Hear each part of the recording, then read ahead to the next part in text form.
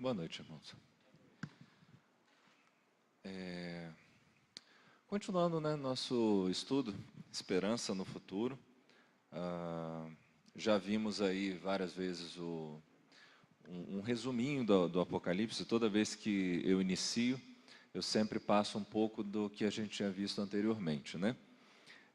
Nós percebemos que, não sei como os irmãos estão tratando o Apocalipse depois dessas aulas, tá? Porque eu, quando comecei a estudar o Apocalipse, eu comecei a assistir algumas mensagens, ouvir algumas mensagens, né? Comecei a ler alguns livros, e a gente começa a ter um interesse e uma visão diferente no que está sendo estudado.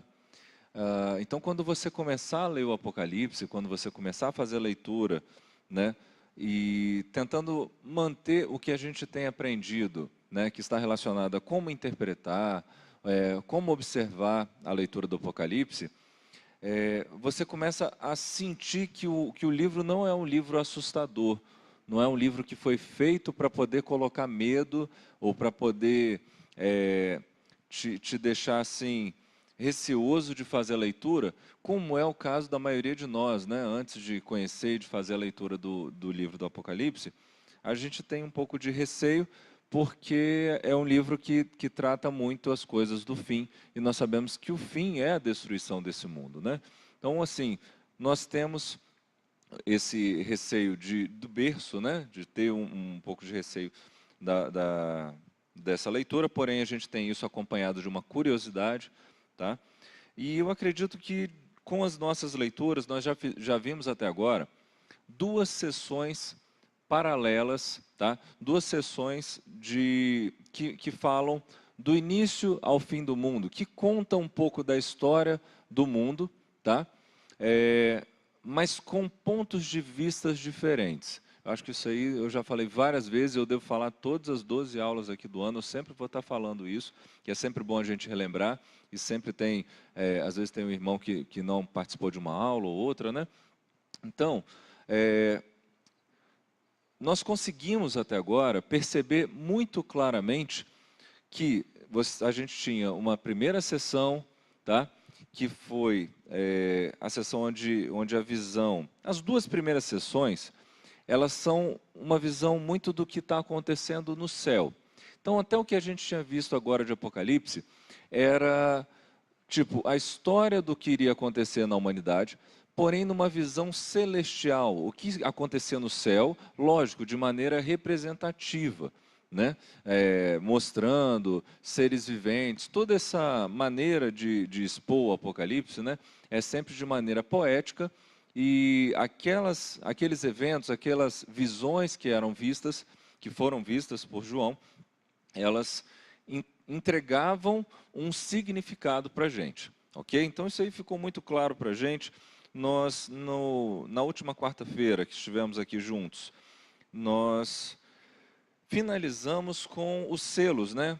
Com a leitura dos 7 selos, tá? E a gente via a questão dos selos sempre relacionado a acontecimentos no céu. A gente viu os 4 cavaleiros do Apocalipse, a gente viu a igreja no céu, a gente viu os 144 mil, a gente viu a questão do povo de Deus no céu, em relação ao final, né, dos tempos, a glória, o júbilo, né, dos que conquistaram a vitória em Cristo. Então, você tem um ponto de vista que está olhando para cima. E a partir de agora, do capítulo 8 de Apocalipse, por isso que nós ouvimos muito falar sobre trombetas, né? Quando a trombeta ressoar e não sei o quê, a gente vê muita poesia em volta disso, mas porque a partir do capítulo 8, o Apocalipse começa a mostrar coisas e acontecimentos voltados para a terra. Então, mantendo sempre a simbologia, isso aqui em momento nenhum do Apocalipse, ele deixou de mostrar de forma simbólica. Então a gente vai ver lá falando de dragão, de montanha queimando, sendo arremessada ao mar. Então todas essas coisas a gente tem que entender de manter a compreensão do Apocalipse. Você não pode começar um estilo literário e entender que aquele livro é um estilo literário, mas de repente, por você ter uma ideia lá mirabolante, querer adaptar aquilo ali para uma realidade literal do que está acontecendo. Então, a leitura do Apocalipse e uma interpretação literal de alguns trechos, elas provocaram muitas teorias, tá, que fogem muito do que é o Apocalipse, por colocar uma literalidade em cima de algo que não era para ser literal. Então precisamos ter muito cuidado em relação a isso, lembrando que a Bíblia ela sempre vai trazer aspectos da Bíblia já vistos anteriormente. Nós temos aí citações de livros anteriores, a forma de se expressar no próprio livro do Apocalipse, ela remete muito ao livro de Daniel.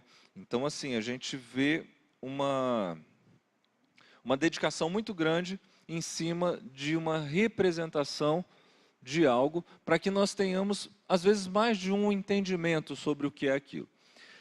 Então, vamos lá. No capítulo 8 de Apocalipse, ele começa o capítulo 8 com a abertura do 7º selo. Inclusive, a gente até ultrapassou, né, um pouco do capítulo 8, a gente leu até o versículo 2, se eu não me engano, que é a questão do 7º selo ter tido silêncio. E nós entendemos que finalizou uma explicação, tá, relacionada à história da humanidade. Vamos entender o seguinte: quando você faz a leitura dessas sessões, muitas vezes ela retorna, né, vamos começar uma nova explicação sobre toda a história da humanidade. Aí ela entra um pouquinho, como se fosse uma espiral. Ela dá uma volta, recomeça, porém ela se aprofunda um pouquinho mais para poder dar mais detalhes de algumas coisas específicas.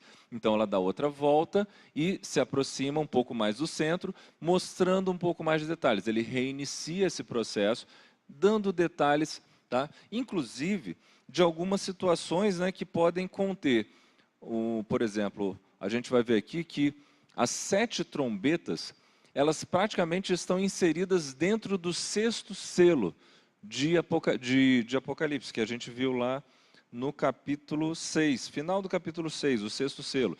Então, esse próximo ciclo, ele vai estar dando mais ênfase nesse aspecto final e nesse julgamento que vai ter de Deus para com a criação, tá bom?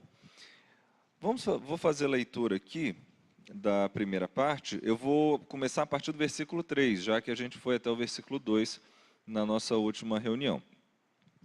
Veio outro anjo e ficou de pé junto ao altar com um incensário de ouro, e foi-lhe dado muito incenso para oferecê-lo com as orações de todos os santos sobre o altar de ouro que se acha diante do trono. E da mão do anjo subiu à presença de Deus a fumaça do incenso, com as orações dos santos. E o anjo tomou o incensário, encheu-o do fogo do altar e o atirou à terra. E houve trovões, vozes, relâmpagos e terremoto. Então os 7 anjos que tinham as 7 trombetas prepararam-se para tocar. Deixa eu só voltar um pouquinho aqui, que na realidade o silêncio no céu estava no capítulo 8, versículo 1. O versículo 2, ele fala da visão dos 7 anjos, né? Então aqui, então vi os 7 anjos que se acham em pé diante de Deus, e lhes foram dadas 7 trombetas. Aí no versículo 3, a gente tem essa explicação que a gente acabou de fazer a leitura. Irmãos, o versículo 3, do 3 até o 6, a gente tem um parênteses, tá? Eu gostaria que vocês tentassem entender isso aqui como se fosse o parênteses em uma explicação. Observa que nós temos os 7 selos, tá? Após a abertura do 7º selo, você tem uma chamada para as trombetas, tá bom? Então, sempre a última ação, né? A 7ª trombeta, o 7º selo chama a 7ª trombeta. Então, você sempre na 7ª ação, na última ação, ela vai reiniciar para uma nova contagem, como a gente já viu. Então, aqui, você observa que, após o silêncio do 7º selo, 7 anjos que se acham em pé diante de Deus, e lhe foram dadas 7 trombetas para esses anjos.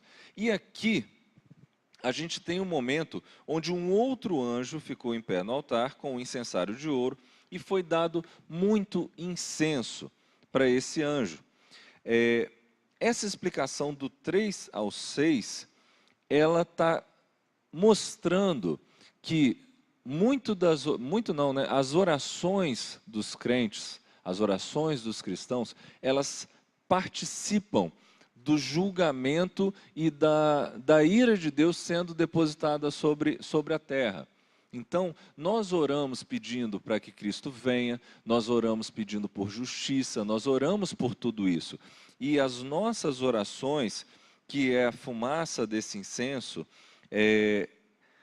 elas são como se fossem parte do julgamento de Deus. Então, aqui você vê uma situação, né? O anjo tomou um incensário, encheu do fogo do altar e atirou em terra. Então, a partir do momento que ele atirou esse altar em terra, tiveram vozes, houve trovões, vozes, relâmpagos e terremoto. Isso a gente vai ver com muita frequência, né? Como se fosse um resumo de coisas que iriam acontecer.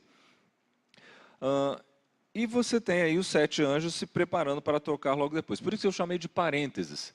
Porque você vai ter a ira de Deus, o julgamento de Deus começando, né, sobre a criação. E antes disso, um pouquinho, você tem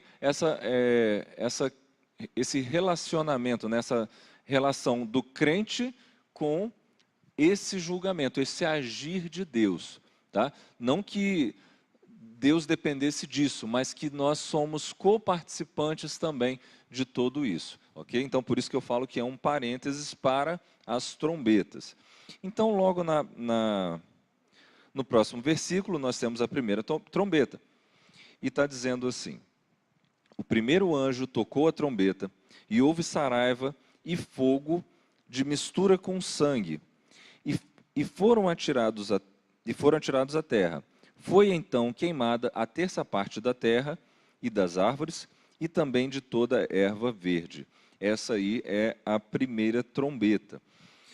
Uma coisa que é bom eu explicar, nós temos um outro momento onde Deus julgou um povo, né? Nós temos vários momentos, nós tivemos Sodoma e Gomorra, nós tivemos o caso do dilúvio, mas especificamente no Egito, nós tivemos Deus agindo de maneira como se fosse sequencial, muito parecido com a questão das trombetas. E no Egito, quando teve as 10 pragas do Egito, Deus foi realizando esses milagres para que Faraó libertasse o povo, né? Porém, Faraó só libertaria o povo a partir do momento que Deus quisesse, né? Que o coração de Faraó permitisse aquilo dali. E Deus estava usando Faraó para cumprir, né, o propósito dele, para que a glória de Deus se manifestasse usando Faraó para aquilo. Então, as trombetas, a gente vai ver muita similaridade com esse julgamento de Deus com o povo do Egito. Nós não devemos entender de maneira literal algumas coisas que a gente vai ver para frente, né? Isso aqui também, tudo que a gente vai estar observando aqui, tem que olhar no aspecto de ser uma representação, ok? Uma representação, um cenário sendo exposto para que nós possamos entender, não uma ação específica. Então aqui nós temos a primeira trombeta,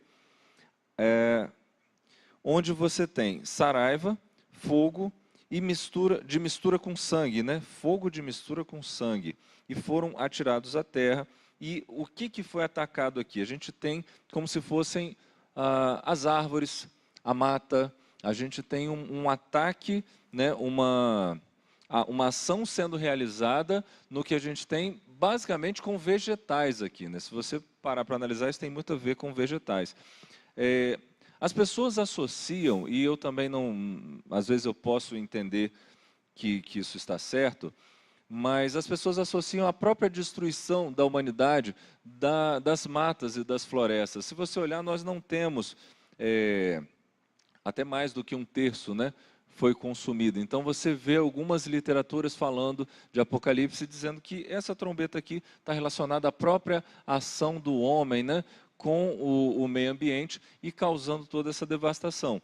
Porém, a gente também pode entender isso aqui, e eu até acho mais correto você entender como um aviso do que está para acontecer, e não algo que seja específico às árvores da terra, mas falando que Deus vai agir na criação, começando da parte da relva, das árvores, da vegetação. Então, uma maneira de expressar um ataque à primeira parte da criação, né? Quando Deus criou a terra, então Deus tem... a terra foi criada e tudo que existe foi criado por Deus, então todas as trombetas elas estão meio que voltadas, tá? As primeiras trombetas, né? Elas estão voltadas até a quarta para a criação, ok? Então a gente vai ver aqui esse destaque em relação às árvores. Então a gente pode ter essas duas interpretações, tá bom, irmãos? Alguém, se alguém tiver alguma dúvida e quiser falar sobre o assunto, não precisa esperar no final, pode levantar a mão que a gente vai desenvolvendo junto, ok? Bom, a segunda trombeta, ela já está falando sobre... Ele já usa um símbolo, né? Vamos fazer a leitura aqui do versículo 8.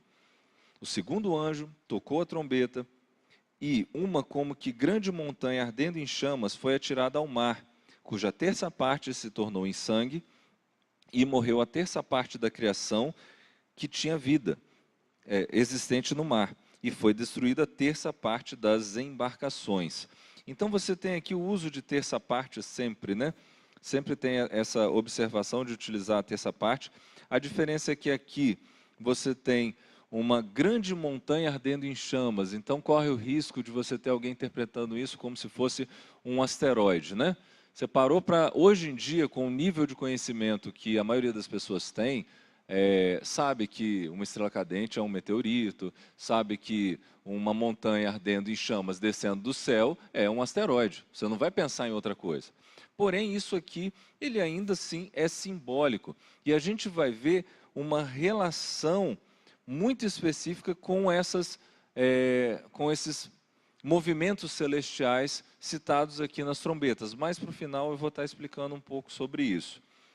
Bom, aqui a gente está vendo um ataque, morreu a terça parte da criação que tinha vida existente no mar e foi destruído a terça parte das embarcações. Tá bom? Então isso aqui eu entendo como sendo um aviso, tá? Mas não algo que aconteceu ou que vai acontecer de uma vez só, tá? Mas assim como as árvores ou a vegetação, é algo que é o julgamento de Deus sobre a terra, e isso pode ser algo gradativo. Tá bom, irmãos? Oi. Claro. Sim, eu acredito que, na verdade, isso é o que está acontecendo, não é um evento. Tá? Isso aqui não é evento de um dia. Eu realmente concordo com isso. Isso mesmo. A gente tem costume de fazer a leitura, às vezes, do Apocalipse, sobre... Tipo, você lê um versículo que fala da derrota de Satanás. Aí você pensa aquilo ali como se fosse um dia, uma luta, uma batalha, quando, na verdade, a derrota maior de Satanás foi toda a vida de Jesus, desde que ele veio até a morte dele na cruz e ressurreição. Então, você pensar... só porque está escrito no versículo, né? A gente vê aqui, jogou um incensário, houve vozes, trovões, relâmpagos. Aquilo ali pode ser um resumão do que vai acontecer em dezenas de anos, milhares de anos, né? Milhares não, né? Centenas. É um processo, isso mesmo. Agora, quando a gente entrar em novas sessões do Apocalipse, a gente vai se aprofundando um pouquinho mais e chegando um pouco mais para o fim do fim, né? Ou para uma explicação mais detalhada das últimas coisas. Mas não quer dizer que essas últimas coisas não estão sendo citadas na sexta trombeta ou no sexto selo. Tudo isso está citado ali. Porém, quando você vai fazendo essa volta, você começa uma explicação específica de uma dessas áreas. E mantendo ainda o que você falou, Judite, o terceiro anjo, vamos continuar aqui, no versículo 10. Terceiro anjo tocou a trombeta e caiu do céu sobre a terça parte dos rios e sobre as fontes das águas uma grande estrela, ardendo como tocha. O nome da estrela é Absinto, e a terça parte das águas se tornou em absinto. E muitos dos homens morreram por causa dessas águas, porque se tornaram amargosas. Então você não vai entender como sendo uma pedra desse negócio, desse absinto aí, que foi citado, eu acho que no Antigo Testamento tem uma citação, que é como se fosse um tipo de negócio amargo, é algo do tipo, tá? E por isso que a água, no caso, se tornou amarga. A gente não vai entender isso como algo caindo. Primeiro, não tem como cair uma pedra em cima de todos os rios, né? E fazer isso de maneira generalizada. Então, é algo que está simbolizando o quê? Uma ação em cima, né, dos rios, dos lagos e das águas em geral. Só que aqui está mais voltado para as águas, para a água doce, né? A água potável. Em cima, na segunda trombeta, a gente vê algo mais voltado para o mar, tá? Então a gente pode realmente associar a parte ecológica, tá? E eu acho assim muito plausível essa ideia, porque a gente vê o mar cada dia poluído, tal. Sim, o mar está poluído, mas a gente vê também não só a poluição de esgotos e tal, a gente vê petróleo, né? A gente vê coisas acontecendo, barragens, né? Que realmente, né? Tem tudo a ver, faz muito sentido isso. A gente viu lá um poço de petróleo lá na Flórida, perto da Flórida, nos Estados Unidos, que ficou aberto, né, por muitos dias, eu não sei se chegou a meses. Vocês lembram disso? Até fizeram um filme sobre aquilo, mas no filme não mostra o que foi acontecendo depois, só mostra até o cara se salvar quando pulou da plataforma lá e tal, algumas coisas assim. Um filme sobre, acho que é Horizonte Profundo, se eu não me engano o nome do filme.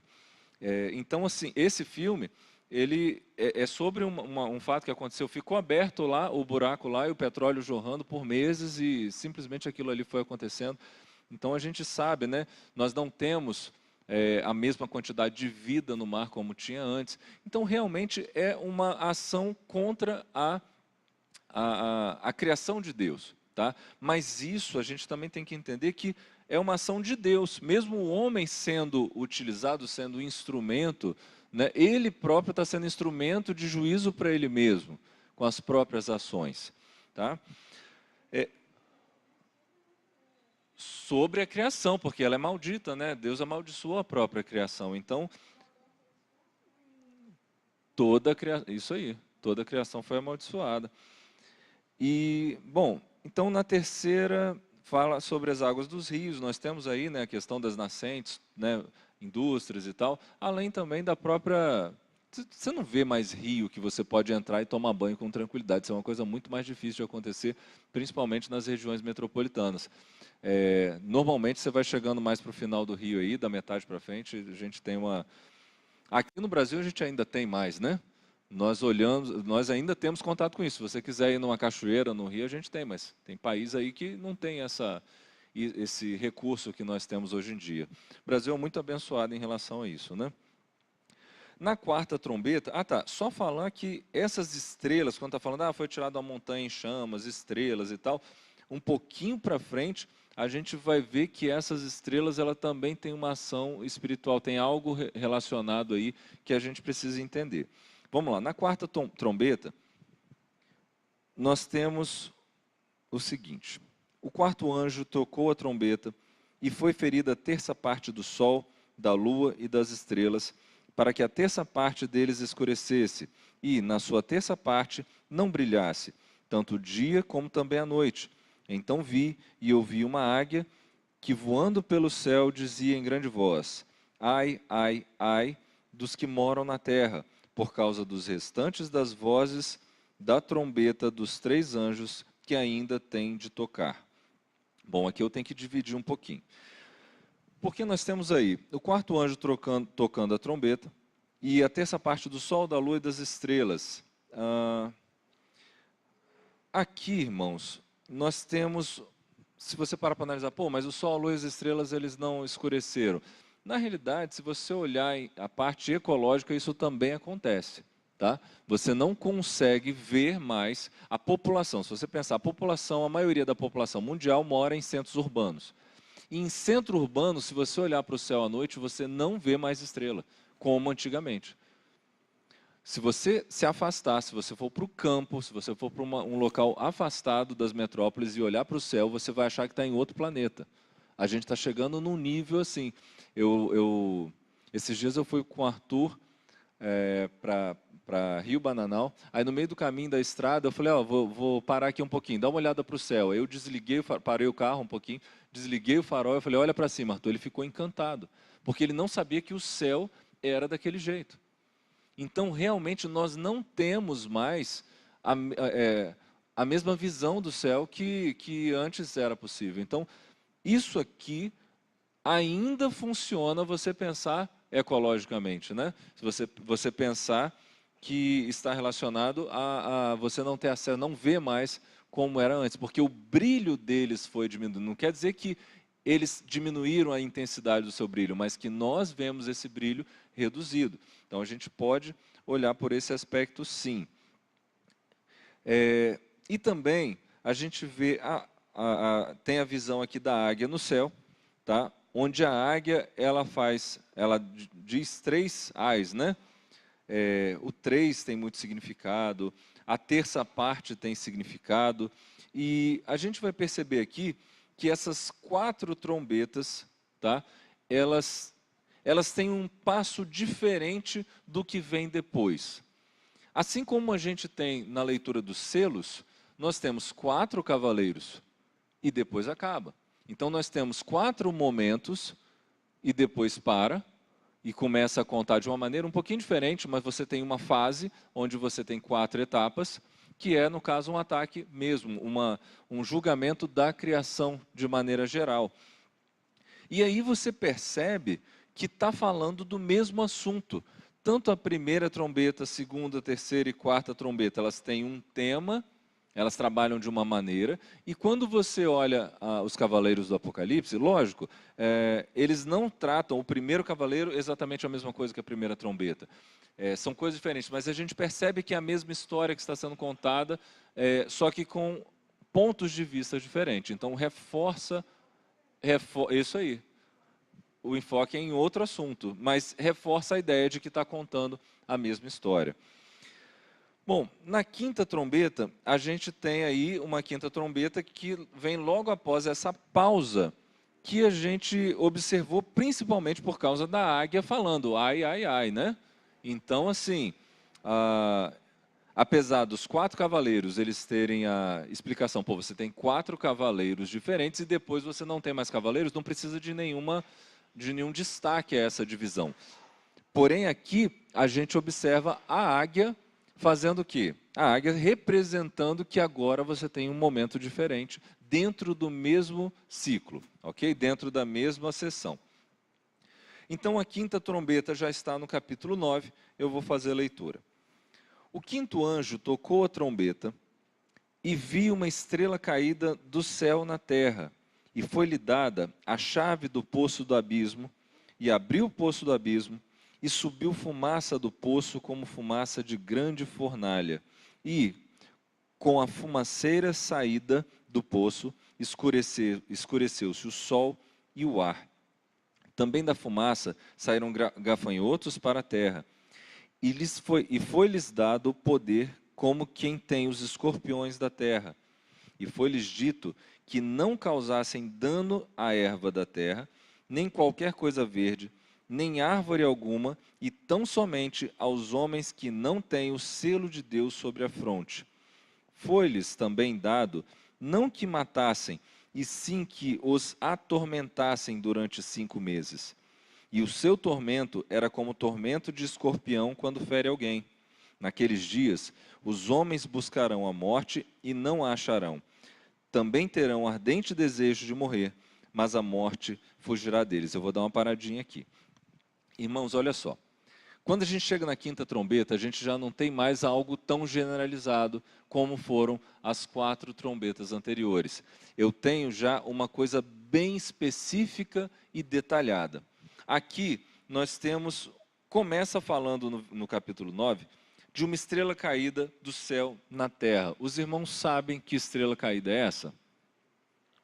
O diabo, Satanás, ele é a estrela caída. Tá? E essa estrela caída na terra, ela não é a estrela caída na terra. Não estou falando, claro que é a mesma pessoa, né? Mas eu não estou falando, eu vou falar exatamente do momento. Esse momento de queda de estrela caída que está citando aqui, não é o momento da queda onde o diabo pecou, onde o diabo ele se rebelou contra Deus. Tá? Isso aconteceu bem antes. Esse momento da queda aqui, ele está diretamente relacionado com a vitória de Jesus na cruz, que causou essa expulsão dele do céu. Então, quando a gente vê essa citação, foi uma estrela caída, vi uma estrela caída do céu na terra, tal, a gente precisa entender isso aqui figurado como a maioria do Apocalipse, basicamente, sempre que fala estrela caída, ele vai citando isso, a gente precisa tentar achar sobre o que está falando, porque isso tem muito significado, né? Nós vemos nas outras sessões que a criação, né, a criação sempre louva a Deus, e você tem um momento onde esse louvor é transferido para Jesus por meio da vitória dele na cruz. A gente sempre vê isso em algum momento na história. Porém, aqui, a gente não tem mais essa citação da vitória de Cristo. Esse momento da estrela caída é um momento, sim, da vitória de Cristo que expulsou Satanás do céu. Porém, a visão, o ponto de vista de Apocalipse da vitória de Cristo já foi aquele momento deslumbrante que nós tivemos nos capítulos anteriores.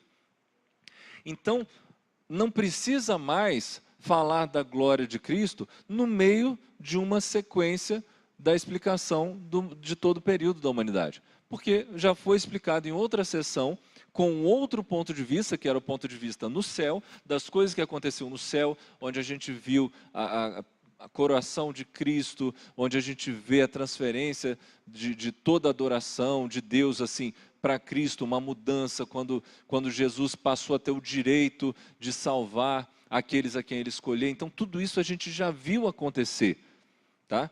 E isso é colocado em paralelo a essas coisas que a gente está vendo aqui. Então, quando a gente lê o capítulo 9 e fala de uma estrela caída, né, você pode até voltar, se eu não me engano, acho que Lucas, quando Jesus está falando, ele explica, né, que Jesus fala, via uma estrela caindo, Jesus fala isso, eu não me lembro exatamente aonde, caindo como estrela do céu, isso aí. Então, essa explicação aqui está diretamente... Oi? Como um raio, isso, ou como um relâmpago, né, ou como um forte brilho, ou com brilho, dependendo até da tradução. Mas esse momento é o mesmo. Então, é importante a gente conseguir associar isso, porque você pode pensar como isso aqui é algo que ainda vai acontecer, né? Jesus... O Satanás, vai vir um momento onde vai vir essa estrela, mesmo que interprete como Satanás, vai entender como depois, mas na verdade esse momento aqui já aconteceu, tá? Bom, continuando aqui, e abrir o poço, aí a gente vai para o abismo, olha só, essa estrela, Satanás, ela recebeu a chave do abismo, para poder abrir, digamos assim, ela foi aprisionada, e ao mesmo tempo ela tinha a chave. Como isso funciona? Como eu estava explicando, os momentos eles são descritos, mas você não precisa encaixar eles como acontecendo no mesmo instante. Então Satanás ele perdeu uma autoridade, tá? Quando Satanás ele caiu, quando ele caiu aqui, né? Quando ele foi expulso do céu, ele perdeu mais o seu posto de acusação, como eu sempre falo aqui, acho que quase toda pregação eu entro nesse assunto. Mas Satanás ele não tem mais a autoridade para nos para nos acusar, né? Não julgar. Ele não tem mais esse cargo, essa função, porque essa função não existe mais, não tem mais sentido se acusar os eleitos de Deus, porque os eleitos de Deus tiveram seus pecados perdoados e lavados pelo sangue de Cristo. Bom, então Satanás, ele desceu, e a ele foi dada essa chave, e ele abriu esse abismo, tá, irmãos? Isso aqui, esse momento aqui, entre a queda e essa abertura, e essa saída, eu acredito que essa saída aqui, desses espíritos aqui, não aconteceu, tá? Ou pode ser uma representação de algo gradativo, né? Isso aí eu abro assim para a gente pensar junto até, porque a gente vai ver uma interpretação de algo, né? Então a gente está chegando mais para as coisas do fim, então a gente começa a pensar o que seria e qual seria o assunto. Mas aqui nós temos uma citação de espíritos, uma citação de anjos caídos que estavam nesse abismo, tá? E esse abismo, ele não é o inferno. Às vezes a pessoa pode falar, não, Satanás tinha a chave do inferno e não sei o que e tal. Não, esse abismo aqui é um abismo diferente, por causa dos termos utilizados lá. No grego, ele está citando um outro local, como se fosse um local de julgamento. E esse local é o mesmo local que o gadareno, né, aquela legião de demônios que estava no gadareno, e ele não queria ir para lá, que ele pediu para ir para Porcos, né? Sabe quando Jesus ia expulsar os demônios, expulsar essa legião pediu, ó, não nos mande para o abismo, é o mesmo abismo que está citando aqui. Então não mande para aquele lugar de tormento, assim, como se fosse um local não de julgamento, mas é uma prisão, mas lá de dor e tormento, né? É um lugar de punição. Estava procurando a palavra punição. É um lugar de punição que a legião estava com medo de ir para lá, não queria ir para lá, preferiu ir para os porcos e tal, para poder não ir para esse local. Bom, isso, quando eles saíram de lá já, né? Aham. Foi um momento onde o povo foi marcado, né? Eu nem estou citando tantos paralelos aqui. Foi bom você ter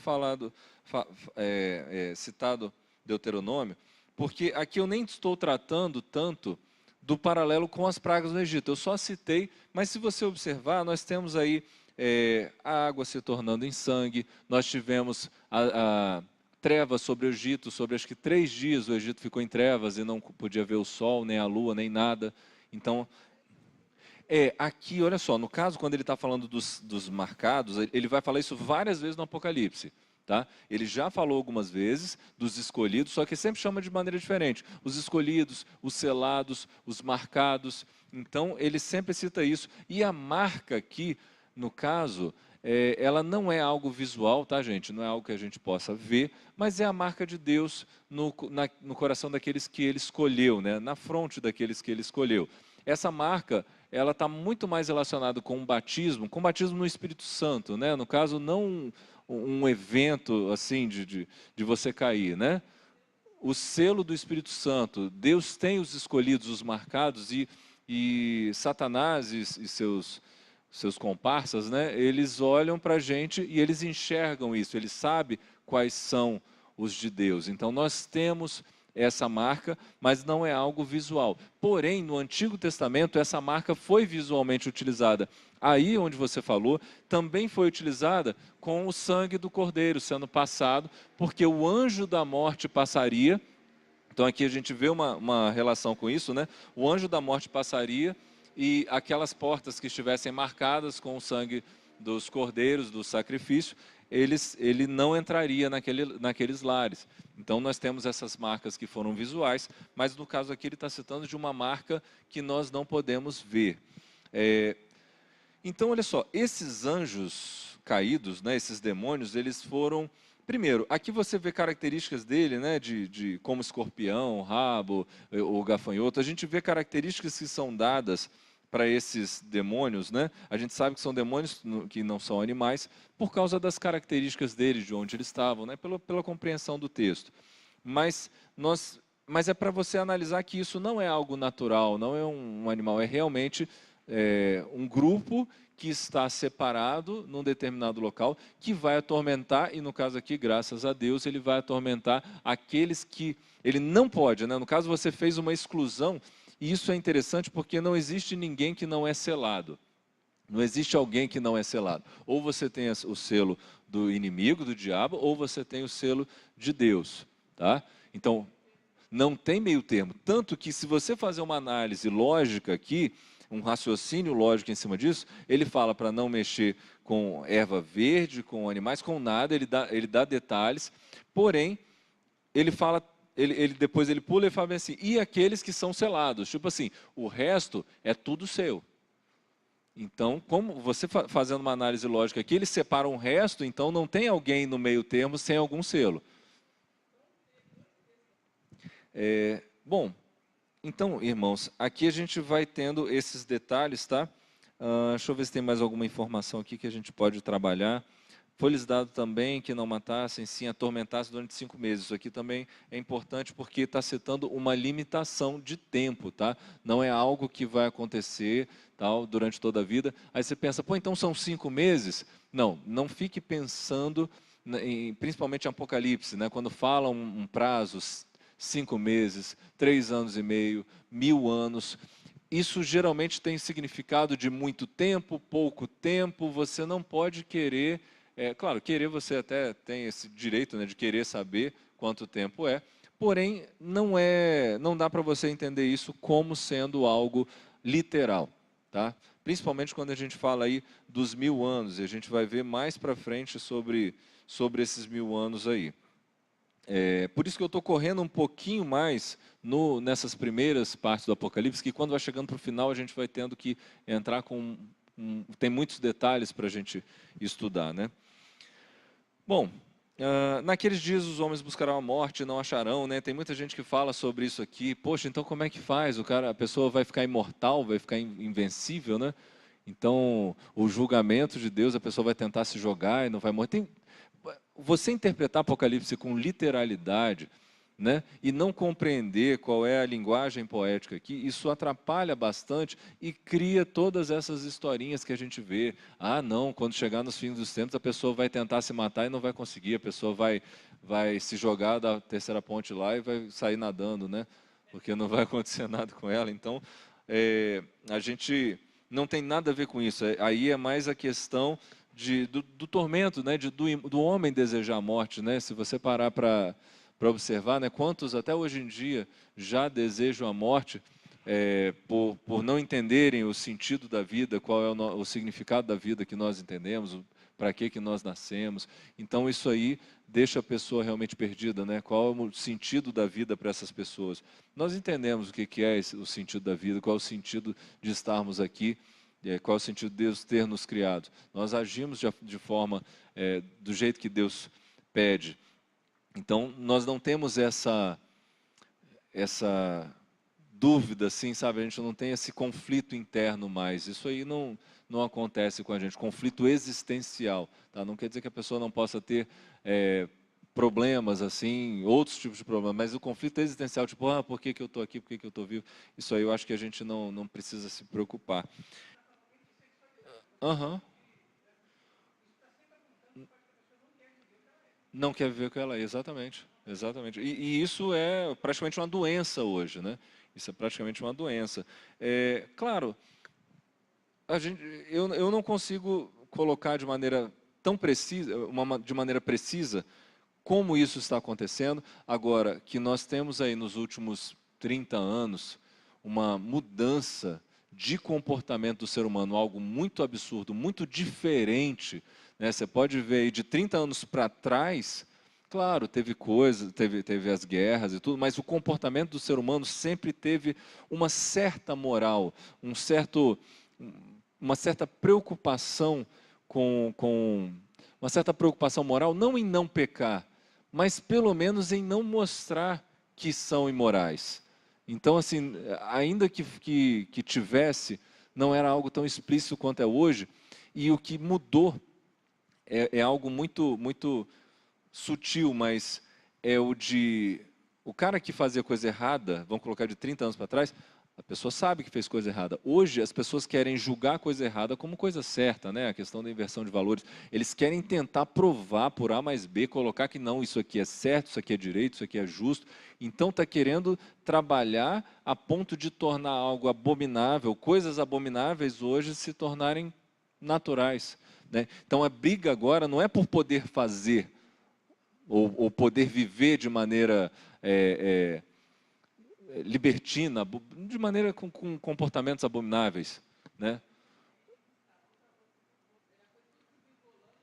A Primeira Guerra, ela deu um baque nessa teoria do pós-milenismo, né? Tipo assim, a Terra ficaria bem, as pessoas convertidas, o mundo iria se converter, né? Porque o Evangelho vai alcançar todas as nações. Então, a interpretação de que esse alcançar seria realmente transformar integralmente todas as nações, isso, né, poxa, se a gente tivesse uma sociedade, se você pensar uma sociedade, né, vamos pegar um grupo pequeno aqui, o nosso grupo, do jeito que a gente está aqui, cada um dividir suas atividades e tal, todo mundo crente de verdade, nós temos a postura, né? Eu tenho condições de falar com outro irmão, irmão, isso que você está fazendo é errado e tal, porque nós cremos nisso.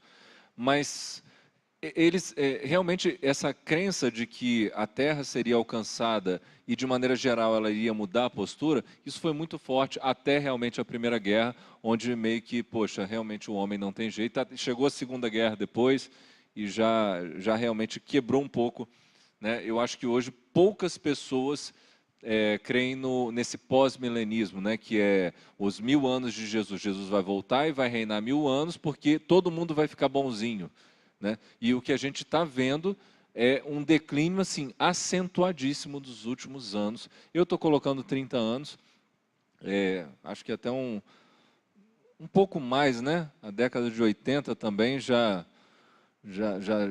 mas assim, as coisas estão piorando, estão cada vez pior, né? E eu acredito que isso é um afrouxar, mas isso é um crescimento exponencial dessa maldade, tá?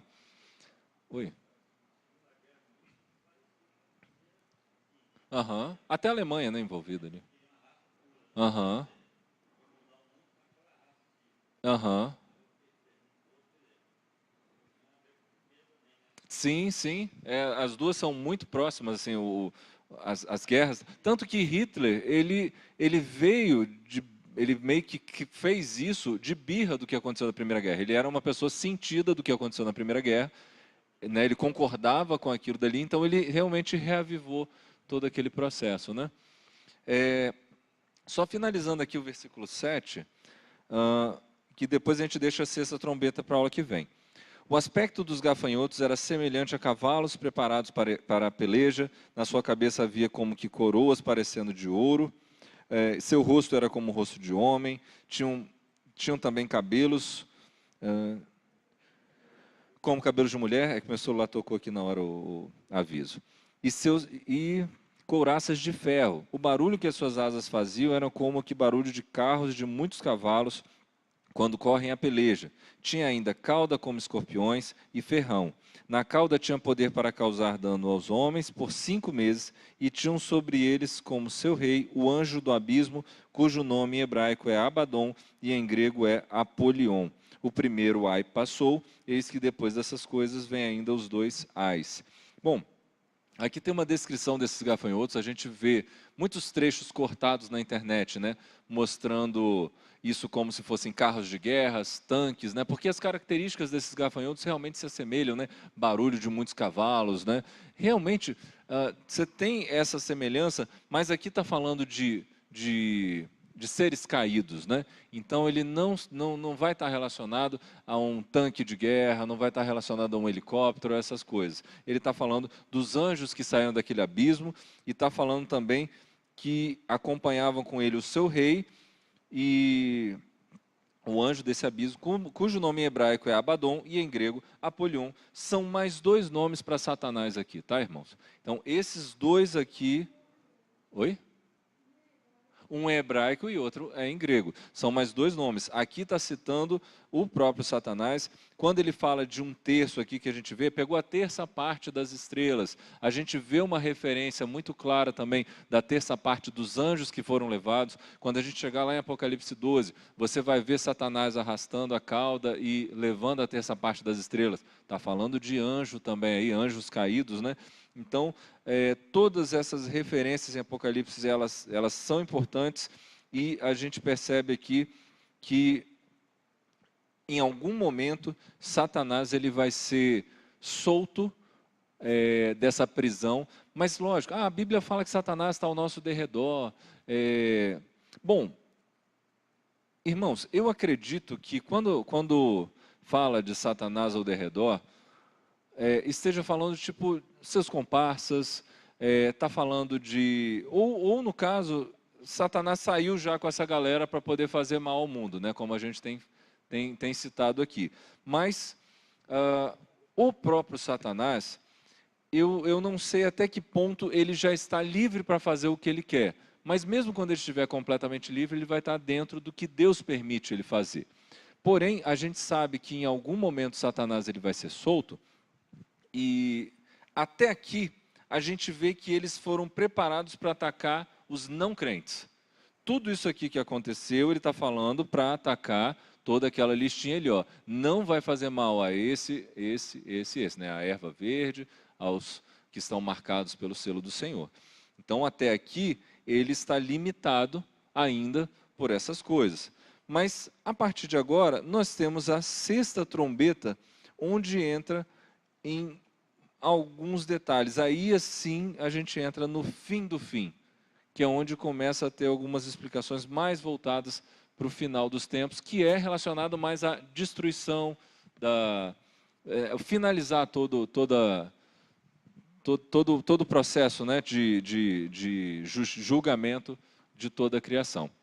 Amém, irmãos? Eu vou parar por aqui, a gente continua. Na próxima aula a gente vai ver da sexta trombeta, aí vai pegar o capítulo 10 e o capítulo 11, tá bom? Ainda tem muita coisa aqui, né, do capítulo 10 e 11 a gente tem muita informação, muita coisa para a gente estudar, e depois a gente entra numa próxima sessão, no capítulo 12, tá bom? Então, essa sessão de Apocalipse aqui, ela vai finalizar no finalzinho do capítulo 11, amém?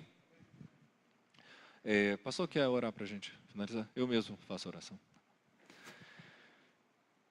Senhor Deus, obrigado, Pai. Obrigado porque mais um dia o Senhor falou conosco, nos instruiu, estudamos juntos aqui, ó Deus, a sua palavra. Nós queremos, ó Pai, não por curiosidade, mas queremos entender o que a sua palavra diz para nós. Tudo que está escrito na sua palavra é bom e útil para o ensino. Sabemos que isso aqui é importante para nós, ó Pai. Damos atenção para algumas coisas na Bíblia, mas sabemos que a Bíblia integralmente vai sempre nos satisfazer, vai sempre falar ao nosso coração. Obrigado por este momento com os irmãos, que o Senhor possa continuar me ajudando a estudar, a entender melhor a Tua palavra. A responsabilidade de estar aqui na frente para poder falar com os irmãos é sempre muito grande, porque nós estamos falando de interpretações e nós queremos, ó Deus, que o Senhor sempre fale ao nosso coração e que a nossa palavra seja sempre a sua palavra para a sua igreja, ó Deus. Obrigado pela tua graça, obrigado pelo teu amor por nós. Cuida da nossa igreja, em nome de Jesus. Amém.